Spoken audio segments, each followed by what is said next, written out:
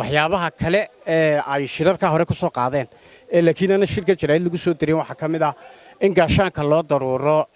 yaani damaca dekada Saylac ee Itoobiya ay la timitay waxa kale oo ahmiyadda ay saarayeen kulanada kaga hadlayeen in arrimaha la xiriira Awdal State dhaqdhaqaaqa Awdal State movement ee soo kordhay intan dambe oo baraha bulshada uun awood ku leh oo aan laakiin sidee magaaladu ay sideed caadigiis ka tahay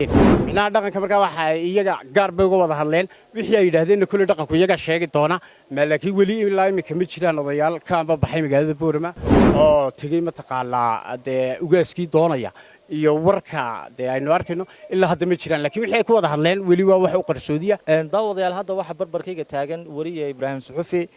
maalmihii u dambeeyay si aad u la socday shirarkii kala duwanaa ee wafdiga hogaaminayay madaxweyne ku-xigeenku la yeelanayay madax dhaqameedka dhalinyarada iyo sidoo kale qaybaha kala duwan ee bulshada Ibraahim Suxufi maanta waxa la soo gabagabeeyay shirarkii kala duwanaa ee wafdigii ka socday xukuumadda Soomaaliland ee hogaaminayay madaxweyne ku-xigeenku ayaa maanta si rasmi ah loo soo gabagabeeyay waa joogtay war saxaafadeedka ay soo saareen madaxweyne ku-xigeenka iyo xubnihii la socday sidoo kula muuqda horta sidaad sheegtay wafdigu maalmahan oo dhanba waxay shirar kula jireen qaybaha kala duwan ee bulshada culimada salaadiinta dhalinyarada oo walibana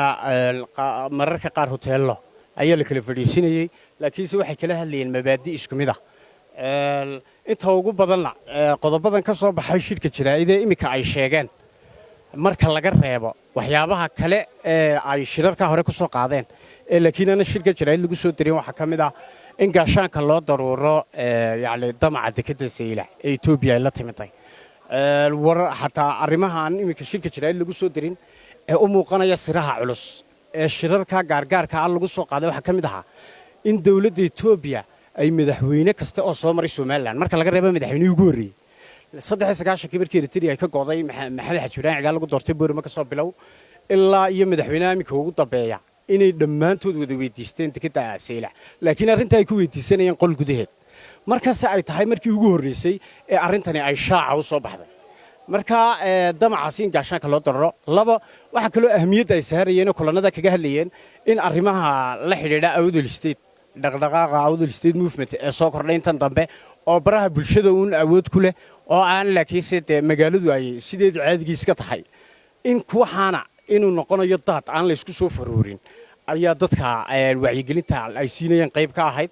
waxa kale oo kamid ahayd arrin ay imika meel iska taageen oo ay yiraahdeen anagu siyaasad baan nahay ee dhaqan shaqo kuma lihin waa arrinta ugaas Cabdirashiid ugaas Rooble oo ay dhaqanka ku wareejinay yiraahdeen macnaha dhaqanka markaa waxa iyaga gaar bay uga wada hadleen wixii ay yiraahdeen kulli dhaqanku iyaga sheegi doona ma laakiin wali ilaa imika ma jiraan odayaal ka amba baxay magaalada Boorama oo tagay mataqaala